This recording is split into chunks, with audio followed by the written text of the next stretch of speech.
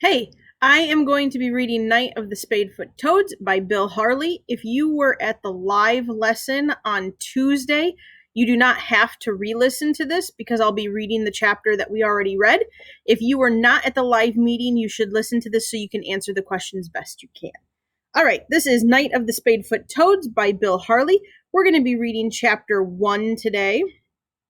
I'm always a sucker for a book that has an award on it, and this has the Green Earth Book Award, awarded annually by the Newton Marasco Foundation. And then this book is so good it needs more than just one award. And then there's the picture there. As I'm reading today, I'd like you to listen for the main characters. Who are they and what makes them them? That's going to be part of the assignment for this lesson. Let me switch to 2-page view so you can see everything. It does switch it a little bit on this one, but the rest of it's fine. And I'll be moving my picture around so that you can see the words as I'm reading along. All right, here are the table of contents. Here is the table of contents. And there are 17 chapters. It is Night of the Spadefoot Toads by Bill Harley. This page here is called the Library of Congress page. It tells you when the book was written, who published it, the author, any illustrators, and it also gives you a little summary, like right here, and then kind of topics that are touched on in the book. So the summary for this book reads, when his family moves from Tucson, Arizona to Massachusetts, 5th grader Ben has a hard time leaving the desert he loves. But when he finds a kindred spirit in his science teacher and ends up trying to help her with some of her problems, he finally begins to feel at home. And then I always like to read this next page because when somebody helps you with something, it's good to acknowledge them. It says, this book is dedicated to all the teachers of science who instill a sense of wonder for the natural world in their students. In particular, to my friends Susie Williams, Rob Otter Brown, Suzanne Elliott, and most especially Carol Enton, who showed me the Spadefoots close to my home on a very rainy April night. Thanks to Susie Williams, Suzanne Elliott, and Carol Enton for their careful reading, to Beth Samuels, who read an early version, to Tom Tyning for his comments on the manuscript and advice on timber rattlers, and to Brad Fierro, whose advice on the natural history of the Sonoran Desert, and to editors Emily Witten and Vicki Hollifield for their care and wisdom. And, as always, thanks to Debbie Block for listening and reading. Whenever somebody helps you with something, you should give them a shout out, and that's the shout out page for the book. All right, chapter 1. That new teacher, Mrs. Tibbets, is 100 years old. You'll see, Frankie announces. 200 years old, another boy says. Ben Maroney ignores them as he heads down the hall. Jenny Ferreria is walking beside him. The other kids in his 5th grade class are stretched out in a loose line up and down the hallway, headed to science class. Mrs. Tibbets isn't that old, Jenny tells Ben, and she's not a new teacher. She's just been out for a while. My brother had her in 5th grade a couple years ago. Ben nods. He likes Jenny. She's one of the few kids who talk to him. Maybe it's just because he sits behind her in class. He's been at Edinburgh Elementary School for 2 months, but he still feels new. Now they've got a new science teacher, too. She's new to Ben, at least. Everybody else in class seems to know her. She's 1,000,000 years old, Frankie shouts so everyone in the hall can hear. He bends over and hobbles down the hall like an old woman, and Tommy Miller and Dennis DeMio laugh. Frankie thinks he's a lot funnier than he is, but there are always kids who will laugh at him, even when he's being mean. It's strange to get a new science teacher at the end of March. Ben wonders where Mrs. Tibbets has been, and more importantly, why she came back. When Ben walks into the classroom, he doesn't see the science teacher, but he does see the mice. They're in a new cage on a table against the back wall, next to the stacks of books and papers. He figures there are 6 mice in it. Ben knows something about mice, but not as pets. He knows about mice as food for diamondback rattlesnakes. He's seen rattlesnakes eat mice lots of times. There are no diamondback rattlesnakes in Edinburgh, Massachusetts. Ben's pretty sure of that.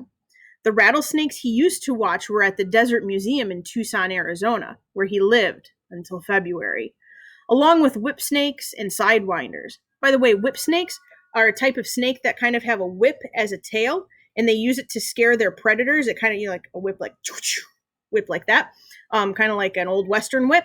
And then a sidewinder, instead of going slithering forward like most snakes, it actually goes sideways like so it kind of tricks its predators.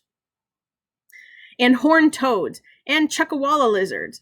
All he's seen since they've moved to Massachusetts are some squirrels and chipmunks in his backyard and some birds at the window feeder. Ben walks toward the cage to get a closer look at the mice. Ryan Brisson starts pounding on a desk not far from the table. Ben! Ben! He yells. Sit here! With a new teacher, there aren't any rules yet, and everyone is thinking they can sit anywhere they want. Frankie, Tommy, and Dennis have claimed desks all together on the other side of the room. Ryan's a skinny little kid who wears glasses. One of the lenses is covered with a patch, and the other lens magnifies his good eye. He's always peering at people out of that one big eye. He's the most hyper kid Ben has ever met. It's like his mother gives him a pound of sugar right before he leaves for school every day. He drives Ben crazy. He drives other kids crazy. He even drives the teachers crazy. Ben wishes he had a real friend. Not like Jenny, one who only talks to him because she sits in front of him, or Ryan, who is officially wacko. He'd like to find someone like Toby, his best friend back in Tucson. Sit here, Ryan says again, pounding on the desk like a bass drum. It's the only empty seat. The kid is a human noise machine. He'd be noisy even if he were sitting still, which he never is.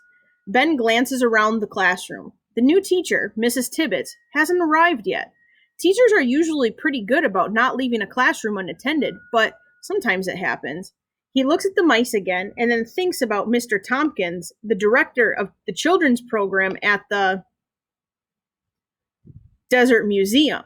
Ben loved that museum. He'd taken every summer class they offered for his age group, and he talked his parents into taking him there almost every Saturday during the school year. Mr. Tompkins had promised Ben that when he was a little older, he could help out with one of the summer programs. But then, in December, Ben's dad was offered a new job, and 2 months later, his family packed up and left Tucson. Now he's stuck here looking at mice in Massachusetts. He doesn't even have his souvenirs from the museum. The box that held his favorite things from his bedroom got lost in the move, and the moving company can't find it. Ryan is still pounding the desk, calling for Ben, but it's like the kid has forgotten what he really wants and now just enjoys the sound of his own pounding and chanting. Here, here, here, he says.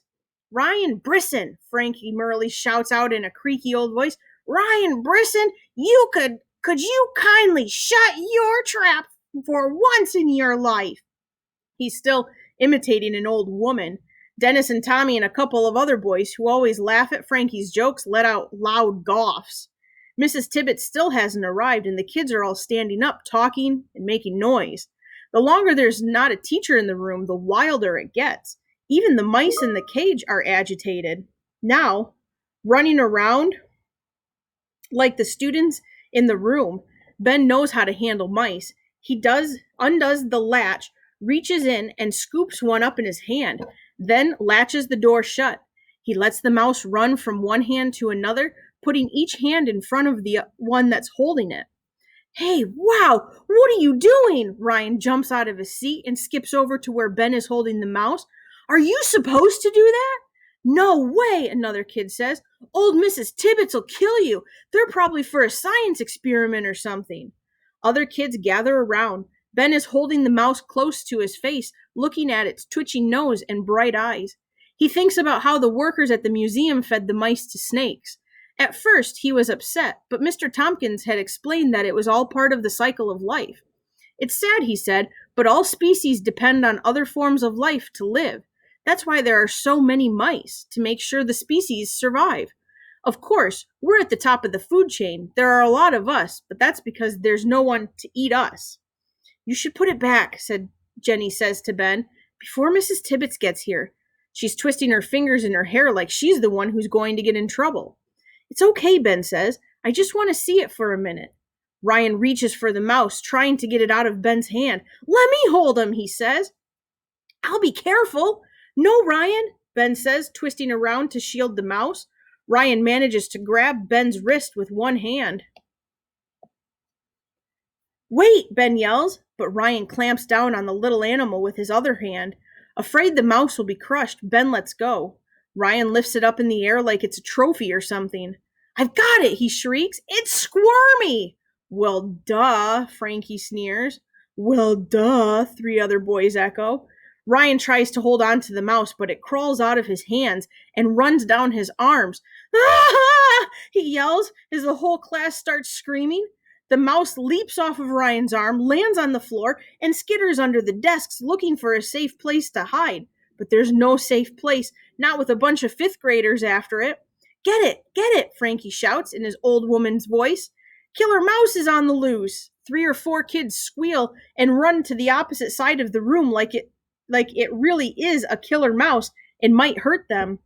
It climbed down my arm. Get it off. Get it, Ryan is dancing around the circle of kids who are on their hands and knees looking for the mouse.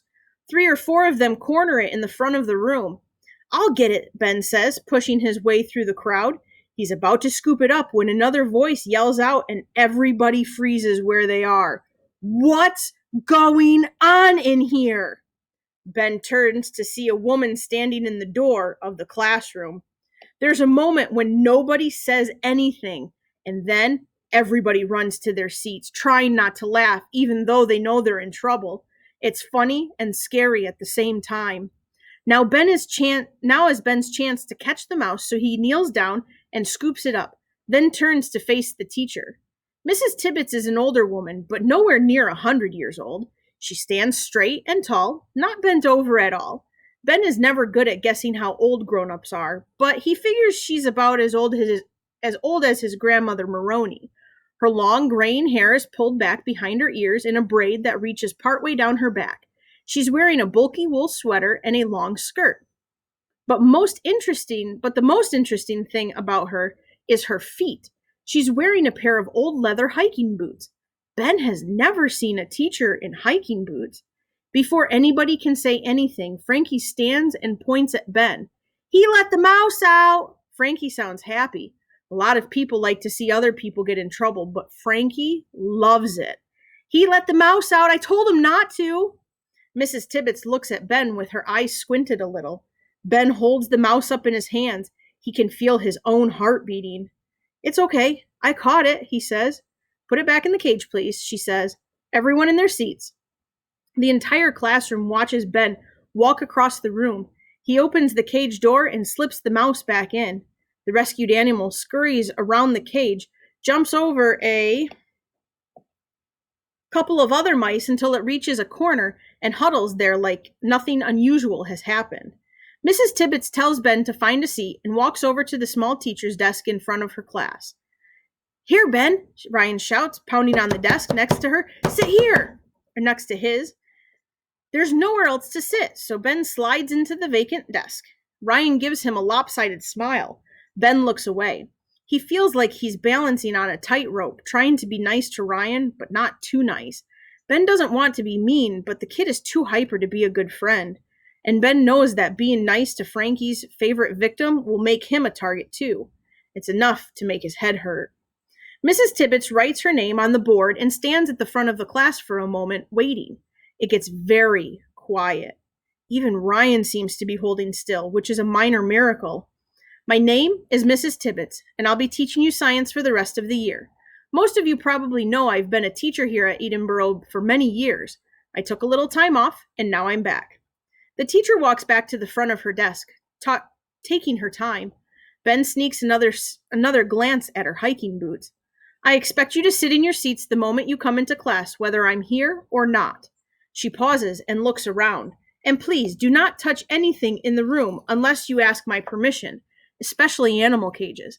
Animals are living things and need to be treated carefully. They're not toys. Frankie turns and looks at Ben and wags his finger.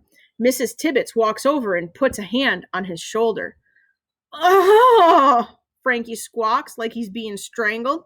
Dennis laughs. Mrs. Tibbets glares at Frankie, then returns to the board at the front of the class. She writes down a bunch of words and asks the kids to copy them into their notebooks so they can look them up for homework.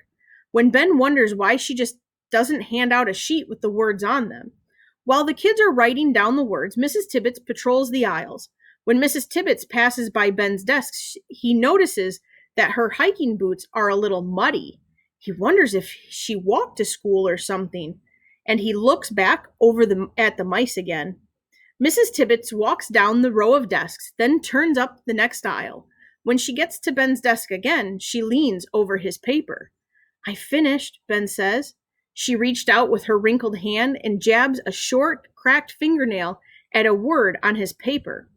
Mrs. Kutcher has fingernail polish on her fingernails, Ben thinks, not Mrs. Tibbets. Ben looks at the word under her finger. He sees that he has accidentally left the T out of nocturnal.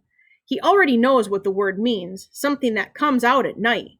He fixes the spelling. The teacher leans over the desk a little farther and asks in a soft voice, What's your name? Ben, he says. Ben Maroney. Mrs. Tibbets' sweater doesn't smell like school. It smells like the outdoors, like wood smoke and fresh air. Good, she says, looking right at him. The lines around her eyes and mouth turn down a little, making her look sad. Ben, please don't touch the mice again. Do you understand me? Ben feels his face get hot. He nods, but he wants to defend himself too. I've taken care of mice before, he mutters. I know about them. They're not pets, she says. I know how to hold them, Ben says, but Mrs. Tibbets has already straightened up and is starting to walk away. If they're not pets, what are they for? Ben asks a little louder, and a couple of kids turn around and look back at him. Mrs. Tibbets looks back at him too, her eyebrows raised. Ben can feel that he's pushing it a little, but he wants to know. Are they for bait, or food, or maybe an experiment? I know someone who feeds mice to snakes. Is it something like that? He asks. Now everybody is watching Mrs. Tibbets to see how she's going to react. Ben waits for her to get mad, but she doesn't. Her lips scrunch up, almost like she's trying not to smile. Go over the words one more time, Ben, she says. I brought the mice in to show the second graders, and we're not talking about snakes today. Maybe some other day. Mrs. Tibbets goes back to the front of the room and begins to talk about the differences between warm-blooded and cold-blooded animals. Ben is only half listening. He already knows all of that. He hears a word that makes his heart skip a beat in his chest. Snakes. He looks back at the mice again and then up at Mrs. Tibbets with her gray hair and cracked fingernails and baggy sweater and hiking boots.